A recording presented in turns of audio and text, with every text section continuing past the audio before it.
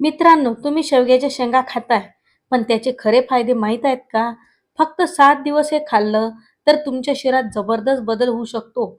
आज मी सांगणार आहे शेवग्याच्या शेंगाचे असे फायदे जे 90% लोकांना माहीतच नाही बरं. शेवगा हा एक असं झाड आहे ज्याचे पान, शेंगा, फूल सगळं उपयोगी आहे. हे एक नैसर्गिक मल्टीव्हिटॅमिन शेवग्यात व्हिटॅमिन सी आणि अँटीऑक्सिडंट भरपूर असतात. सर्दी, खोकला, थकवा कमी होतो. शरीराची रोगप्रतिकार शक्ती वाढते. नमस्कार मित्रांनो, मी शीतल आणि तुम्ही पाहता शीतल सुरवाडे चॅनलमध्ये शेवग्याच्या शेंगाची रेसिपी. तर आज आपण बोलणार आहोत आपल्या किचन मधल्या सुपर फूड बद्दल शेवग्याच्या शेंगा. तर चला मित्रांनो रेसिपी स्टार्ट करू. तर मित्रांनो इथं ना मी 1 पाव अशा हे शेंगा घेतल्या. शेवग्याची भाजी करत असताना आहे ना, हे साल जे आहे ना, ते साल व्यवस्थित काढून घ्यायची आहे आपल्याला. तर चाकूच्या सहाय्याने नाहीतर जे छिलनी असते, छिलनी त्यानंही आपण हे व्यवस्थित साल काढून घेऊ शकतो. तर याचे ना साल काढल्यानंतर छोटे-छोटे असे मस्त तुकडे करून घ्यायचे आहेत शेंगाचे. तुम्ही अर्धा किलो बी शेंगा तुम्ही घेऊ शकता, 1 पाव बी घेऊ शकता. ह्या शेंगा मुगाच्या डाळीमध्ये बी खूप जबरदस्त याची भाजी होते. तशा सुक्या पण एक नंबर होतात. रस्सा तर केला तर एक नंबर. मटणाले बी हे मागं पाडतात अशा हे शेंगा आहेत. तर मित्रांनो बघू शकता हे आता शेवग्याच्या शेंगा मस्त व्यवस्थित कट करून घेतल्या. आता आपण उकडू घालू. तर पहिले काय करायचं, एक छोटंसं भांडं घेतलं मी. भांडं गॅसवर ठेवलं. त्याच्यातनी 3 ग्लास पाणी घेतलं आणि पाणी घेतल्यानंतर याच्यामध्ये आपण हे शेंगा उकडू. तर सर्वप्रथम मी इथं मस्त 1 चमच तेल घेतलं. तेल टाकलं. थोडंसं चवीनुसार मीठ घातलं. थोडीशी चिमूटभर हळद.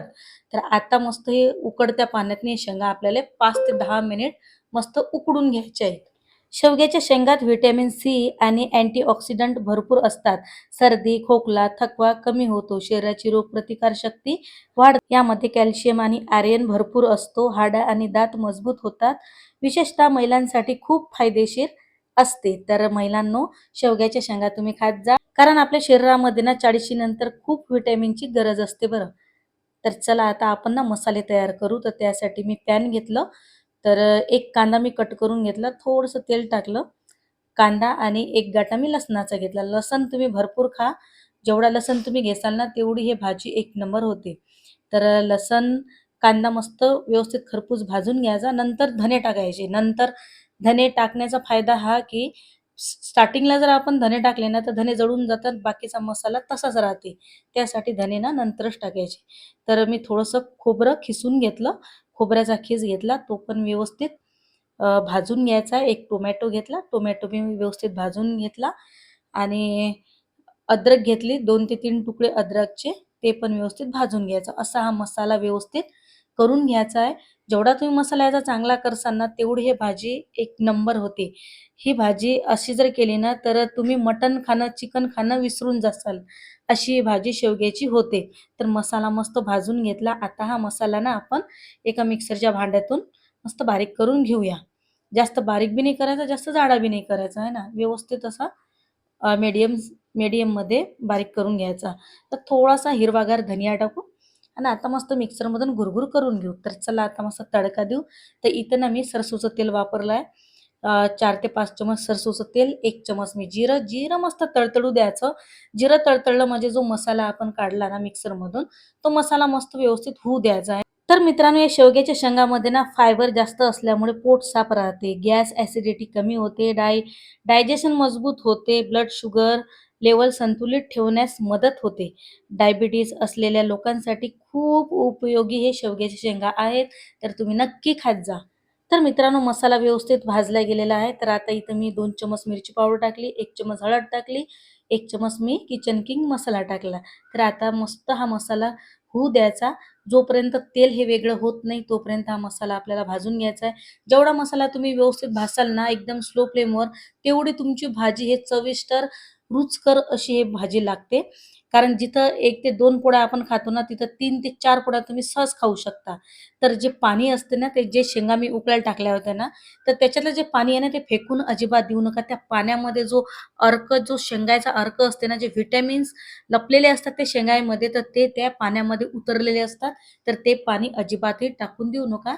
तेच पाणी आपण भाजीसाठी, रश्श्यासाठी इथं यूज करणार आहोत. तर बघू शकता मित्रांनो, तेल एक साईडला झालं.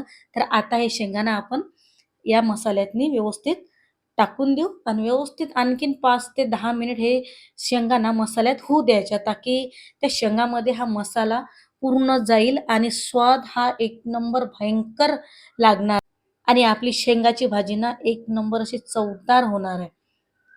शेवग्याच्या शेंगाची भाजी सांबर किंवा सूपमध्ये तुम्ही खाऊ शकता. आठवड्यातून 2 ते 3 वेळा खाल्लं तर बेस्ट आहे ना. जास्त प्रमाणात खाऊ नका. प्रेग्नंट महिलांसाठी ना डॉक्टरांचा सल्ला घेणे गरजेचं आहे. तर मित्रांनो, याच्यामध्ये तुम्ही आणखीही पाणी ॲड करू शकता.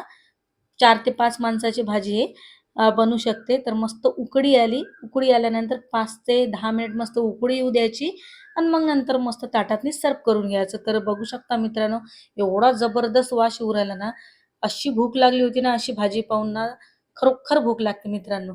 तर आता मस्त आपण ताटात घेऊ, सर्व्ह करू आणि मस्त खाऊन घेऊ. तर मित्रांनो, अशी जबरदस्त भाजी पाहून ना, झणझणीत अशी लाल जरद भाजी पाहून ना, तुमच्या बी तोंडाला पाणी सुटलं अशी नाही ना. तर तुम्ही ही भाजी अवश्य करा आणि याचे गुणधर्म पहा, याचे फायदे पहा आणि तुम्ही ना आजपासून शेंगा खाणं चालू करा. तर मित्रांनो, आजचा व्हिडिओ आवडला असेल तर लाईक करा. अशाच हेल्थ आणि कुकिंग व्हिडिओसाठी चॅनलला सबस्क्राईब जरूर करा आणि सबस्क्राईब केल्यानंतर बेल आयकॉन जरूर दाबा, ताकी जे मी व्हिडिओ टाकेल ते तुमच्या मोबाईलमध्ये पळत-पळत येऊन जातील. तर हा व्हिडिओ तुमच्या मित्रांना शेअर नक्की करा. तर आजचा व्हिडिओ इथंच समाप्त करू. परत भेटू अशाच हेल्थ आणि कुकिंग व्हिडिओ सोबत. तोपर्यंत तुमची काळजी घ्या.